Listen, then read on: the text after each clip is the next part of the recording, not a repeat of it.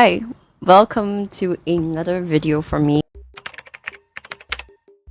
I haven't posted in a long time, and it's gonna be a quarterly, the fourth quarterly wrap up for 2023, and I haven't posted in a while, so I decided to change things up a little and show you guys how Chinese New Year is like in Singapore for me as a Singaporean Chinese, while I bring you through my wrap up for 2023's final quarter.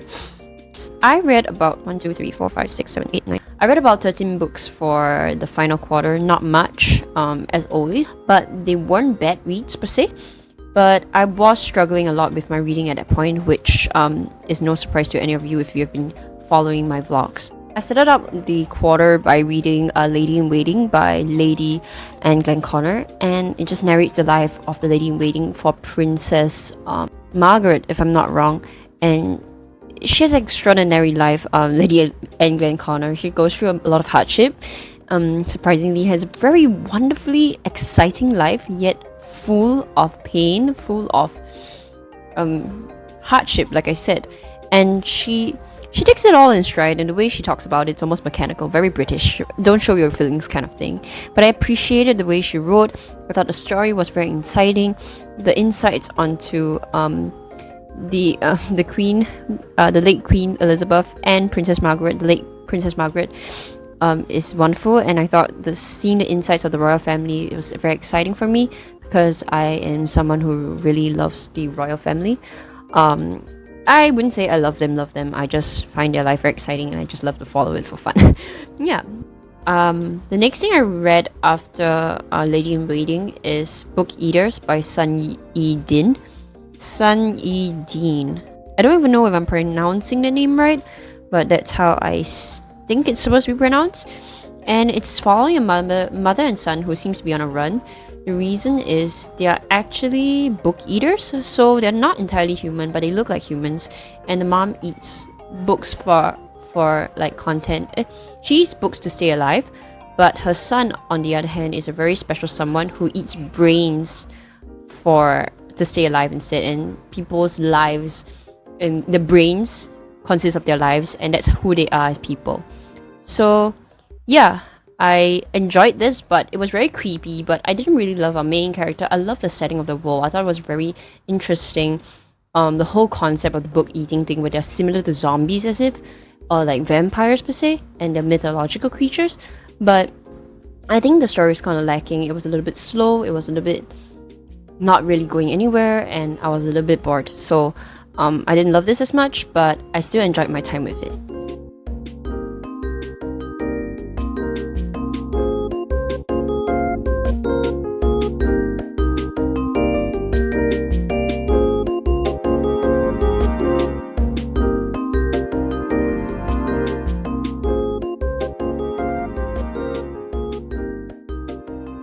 As you can see, I'm in a different outfit, and it's day 2 of Chinese New Year, and let's continue on with this update.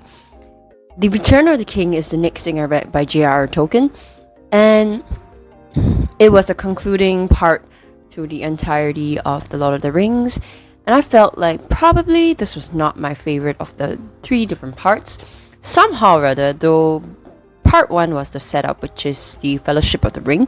I enjoyed that the most. I felt like book 2 was a slog because our characters were all apart, and in book 3 they're all coming together, but it was still kind of slow.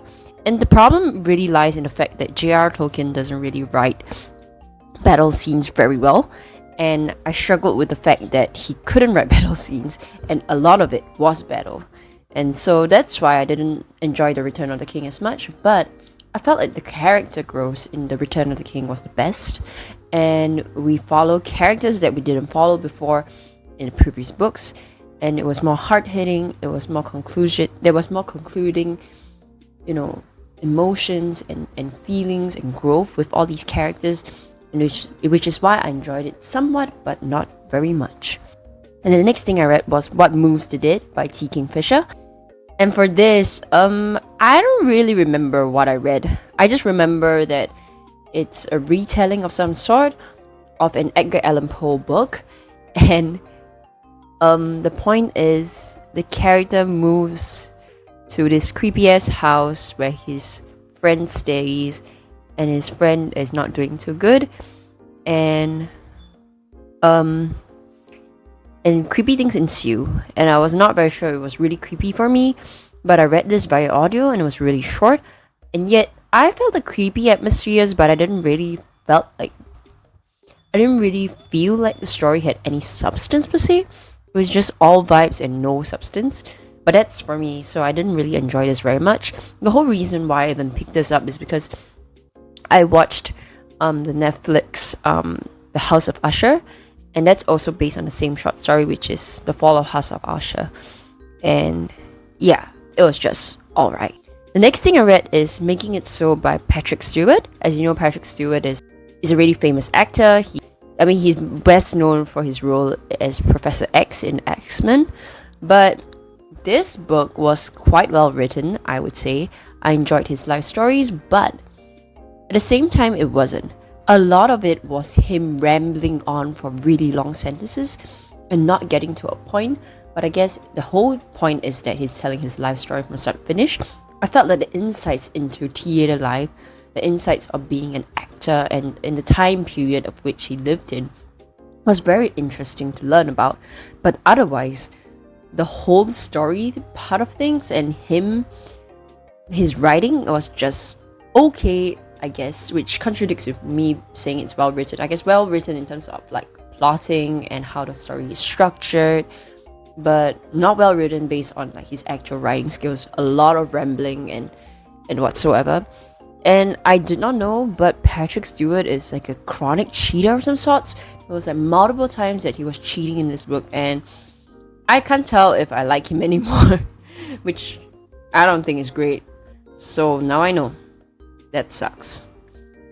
And the next thing I read is As You Wish by Cary Elwes.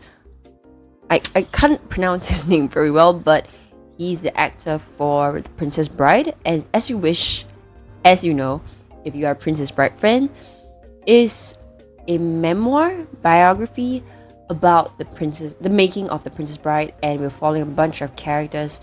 We're following a bunch of the actors and actresses and producers and the directors of the movie as they talk about experience on the Princess Bride movie.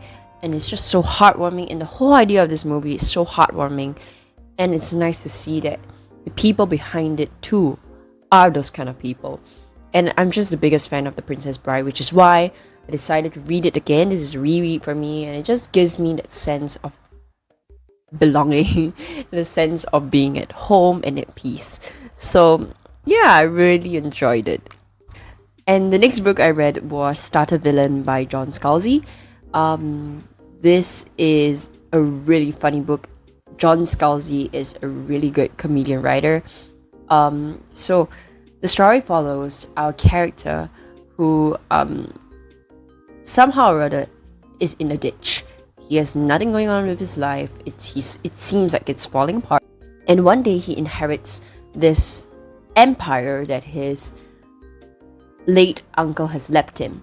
And the empire is actually his villainous empire, and actually his uncle is a supervillain. So our character has to learn how to be a supervillain, and it's just really funny and heartwarming, and somehow very much like a comedy. Oh, and it's very much like a sitcom, which is why I mentioned this in my sitcom video where I talked about books that felt like sitcoms. And it's really fun. I talk more in-depthly in that video, which you can catch in the eye above. So I won't be talking much about it here.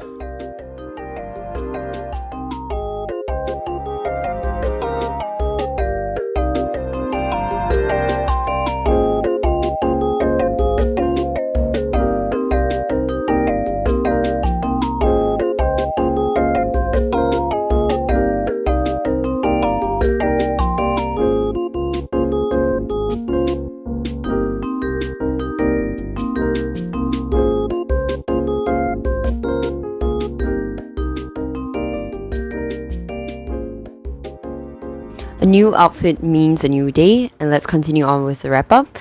And so the next thing I read is Jade of Janlooj by Fonda, and this is a short novella taking place before the stories or during the stories, if I'm not wrong, but it's not really relevant to the main plotline. Fonda just wanted to give something about the world, and I thought that this was quite fun, although not necessary to read at all. It doesn't really give anything more about the characters if you love the characters. It doesn't add value in that sense, but if you really enjoy the world of the Greenbone saga, this novella could probably give you a fresh insight into it all, and you can enjoy it from a lantern man's point of view. So it actually follows a jade setter, who, you know, he as you know, in the Greenbone saga, people are born with the abilities to use jade, and I think that he crafts the jades for them to be used, and so that's what a jade setter is.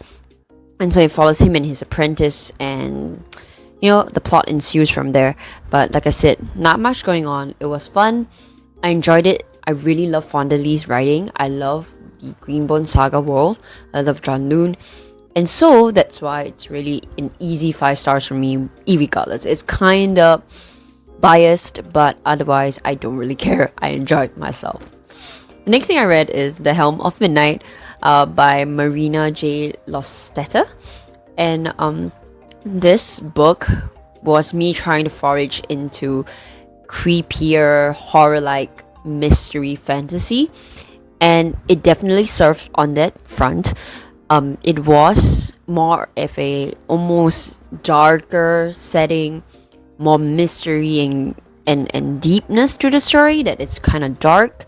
The world doesn't feel as cheerful. It's definitely dreary. I can imagine it to be like London, but it's not.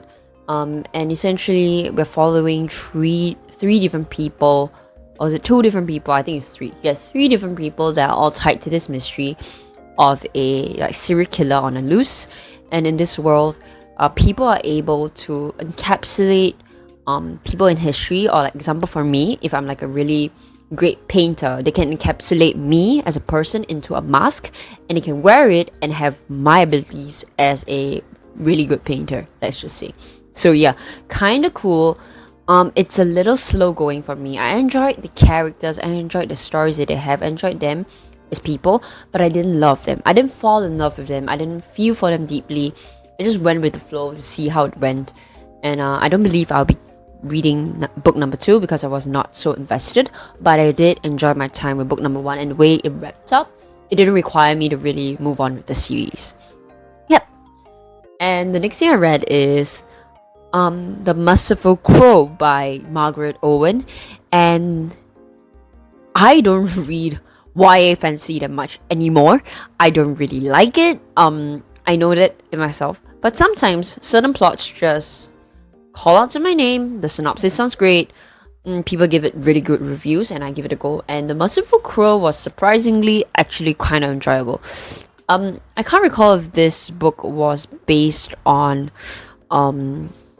Goose Girl as a story. I do not remember if it does. I decided to just read it. I had a good time reading it, but it's seriously not memorable because I can't remember anything I read from it. I just remember reading it and enjoying it in the moment, but I can't remember what happened at all. But I think there's a little bit of like a heisty thing, and our main character is like a poor girl, and I really don't remember anything. I'm so sorry. I'm gonna put over a like description of the synopsis so that if you can see it and you're interested, you can pick it up. I think it's just a really easy read without being too YA in terms of its tone. So for people who don't really appreciate YA, this could be something that you like the plot of, and you don't have to be fearful that just because it's YA it's not going to work for you. I'm telling you, as someone who doesn't like YA, that it kind of worked for me. Yeah. And the next book I read was a 5 stars, a very easy 5 stars for me, which is Happiness Falls by Angie Kim. I read Angie Kim's other book called Miracle Creek. I don't know if any of you have heard of it, but in Happiness Falls, it follows a family that lives like in a remote part of the country, and it's COVID time. Oh, triggering, yes. And they live really near like a national park of some sort. And so this family is kind of interesting because they have a son who is on the autism spectrum, and he has Angelman syndrome.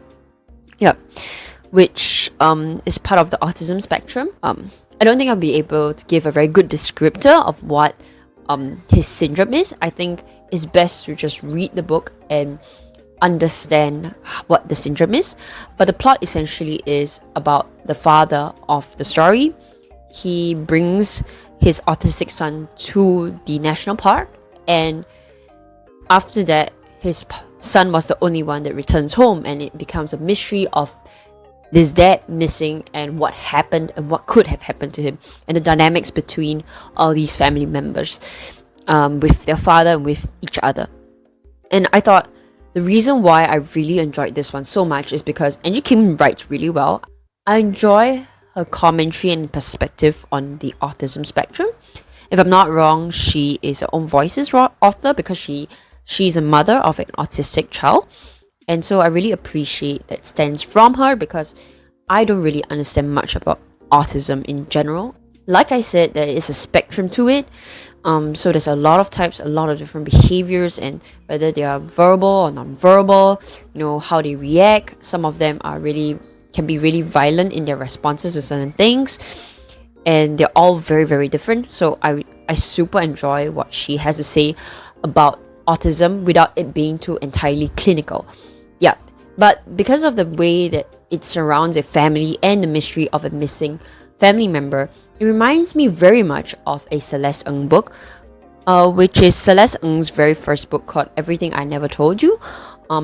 Yeah, and so if you enjoyed the book, I think you will enjoy Happiness Falls very much. It's very similar. But I don't know if people get triggered by the whole COVID thing because it's very apparent in this.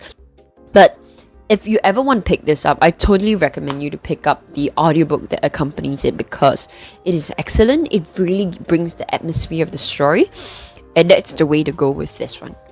The next thing I read is actually by my favorite author, Celeste Ng, and it's Our Missing Hearts. Really disappointed with this one. Unfortunately, it's not that I didn't enjoy it, but it was very different in tone compared to her other works, which I guess is not bad, but it certainly didn't work for me because it's not my kind of thing. So it kind of felt like it was taking place in a dystopia world or utopia world. Definitely a utopia become dystopia kind of world, or it felt like it was taking place in a dystopia world because it felt like our society but with a bit more oppression in the governmental system. Yeah, and it's like a fictional oppression towards like Asians in general, and it's incredibly scary, but almost because it's a little bit on the fantastical side and not much of like exploration of the characters, which is very good in character work. I felt it was a little bit lacking because she had to explain a lot more about how the world works through the characters' eyes rather than talking in-depthly about the characters' emotions, and it didn't really work as well as her other two novels, which surrounds multiple characters intersecting with each other. In this one, we're really mainly following one character and very little about the people around him. And so a lot of things are being told through his point of view, which I think is the downfall of the book for me because Celeste Ng is very good at creating multiple characters that are so different from each other but yet interconnecting to provide a really rich story. That's why Our Missing Hearts didn't really work for me. But the point is, the story is, if you're interested, because this sounds like something you like, the story is about a guy. The story follows our main character as he's looking for his mom who has disappeared. It seems like his mom is part of this like revolutionary force against the government because she believes like they're bad and stuff because, dystopia world. And essentially he's just trying to look for his mom and going through the clues to find her. Yeah, that's kind of what it is. And the final book I read for the quarter is Pawn's Gambit by Rob J. Hayes. This is the second book to his series, his Mortal... This is the second book to his Mortal Techniques series, but all these books are not they're not part of a series. It's not like you have to read book 1 to read book 2 to read book 3, but they're interconnecting.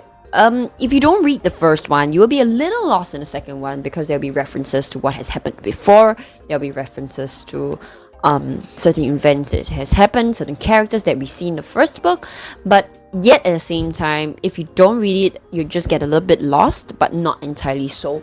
So this one is the second installment, following a different character and her journey, and I definitely did not enjoy this one as much as the first. I think because the first had a lot of comedy inside and following a bunch of different characters, and it felt a little bit more like an anime. It was very easy to read. It was very strong in its progression as a plot. And I think that's where Rob J. Hayes shines. It's really just plot. I don't think he does very well in characterizations. And with Pawn's Gambit, we're following one character, and she's actually the general like mastermind analyst character in the other book on the enemy side, and she is helping a god in her competition to be the next leader of the gods. So the gods are having a competition to get, like, they're supposed to obtain something, like all the gods will put on in their like prized possessions on earth, and then they will pick champions to win for them. Yeah, that's what I remember about the plot. I did not really enjoy this as much. I thought it was just alright. In the moment of reading it, it was fine, but otherwise, now looking back, I can't remember much of what I read. It is very similar to book 1, but like I said, different because of all those things that it does not have compared to book 1. The nice thing about book 1, Never Die, is a lot about the camaraderie between the characters, even though they have not have much camaraderie with each other. They haven't met each other for long, but it's that easy banter between each other, and the relationships they have within their own club of people. And we did not have that here. In here, we just mainly followed one character, and the other characters are not very relevant to the plot point. They just appear here and there, and then they kind of disappear and appear and disappear. And yeah, but the ending, I'm just like, okay, I read the second one, I'm alright with it, but I'm ready to move on to the third one, because like I said, it's not interconnecting. And I heard the third one is kind of great, according to Patrick Leo. I think that is his favorite one out of all the 3 novels in this Mortal Techniques series by Rob J. Hayes. So that is essentially the end of my update for you guys, my recent reads, my reading wrap up whatsoever. I hope you enjoyed the little clips I inserted about Chinese New Year, and not much, because I was extremely busy during that time period, whether it's I'm hosting or I'm going to other people's homes. I also didn't feel extremely comfortable filming in other people's homes, as if there are people I don't know very well. So I just filmed little snippets of what I was comfortable with, and I'm still on my Chinese New Year break. So, you know, for everyone who is celebrating Lunar New Year, Happy Lunar New Year to you. May the Dragon Year be a really prosperous year for you in terms of happiness, wealth, and, you know, health as well, because my health as a tiger zodiac is not great, guys. I don't know if I will survive the year. But yeah, thank you guys so much for watching. I'm not gonna add my music selections this time around, because I don't have much feels about those. The last quarter of the year, the music wasn't so great. Anyway, thank you guys so much for watching. Don't forget to like, comment, and subscribe to this channel, and I'll see you guys in the next one. Bye!